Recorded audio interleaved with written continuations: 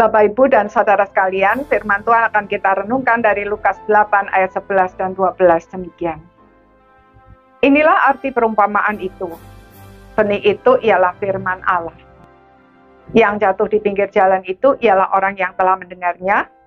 Kemudian datanglah iblis lalu mengambil firman itu dari hati mereka, supaya mereka jangan percaya dan diselamatkan. Saudara-saudara sekalian, sejak manusia pertama diciptakan, Allah sudah menaburkan benih firman Tuhan ke dalam hati kita. Setelah manusia jatuh ke dalam dosa dan diusir dari Taman Firdaus, melalui para nabi dan orang-orang yang dipilihnya, firman Tuhan senantiasa ditaburkan. Hari ini, bahkan Alkitab dapat diakses oleh siapa saja, dimanapun berada, dengan sangat mudah dan murah. Masalahnya adalah, apakah hati kita siap untuk menerimanya, dan dalam kondisi baik untuk benih firman Tuhan itu bertumbuh dan berbuah. Tuhan Yesus mengumpamakan hati manusia bagaikan 4 jenis tanah yang biasa dijumpai oleh seorang penabur pada zaman itu ketika sedang menabur benih.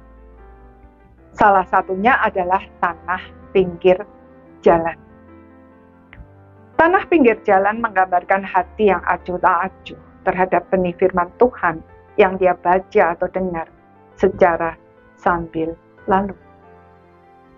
Kemudian iblis yang melihat firman yang kita sia-siakan itu mengambilnya. Sehingga walaupun banyak membaca dan mendengarkan firman Tuhan, kita segera melupakannya. Seolah-olah firman Tuhan itu hanya lewat masuk ke telinga yang satu, langsung keluar melalui telinga yang lain. Alangkah ruginya jika hati kita seperti tanah pinggir jalan itu.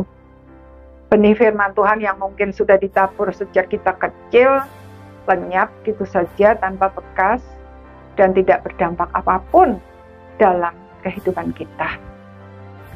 Maka tidak mengherankan jika orang-orang seperti ini tidak bisa mempercayai firman Tuhan dan sering menganggapnya tidak masuk akal.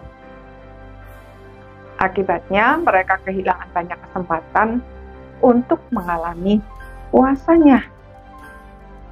Saudara, jika kita termasuk jenis orang seperti ini, mari kita datang kepada Tuhan dan akui saja kondisi hati kita yang sesungguhnya. Mohon pengampunan dan bertobat. Dengan bersandar kepada kasih karunia Allah, mari kita belajar memperhatikan dengan seksama setiap firman Tuhan yang ditaburkan ke dalam hati kita dan merenungkannya. Jika hasil perenungan itu kita lakukan, maka benih firman Tuhan itu akan bertumbuh dan hati kita diubahkan menjadi seperti tanah yang subur yang pada saatnya bisa menghasilkan buah berlipat ganda. Maukah saudara? Amin.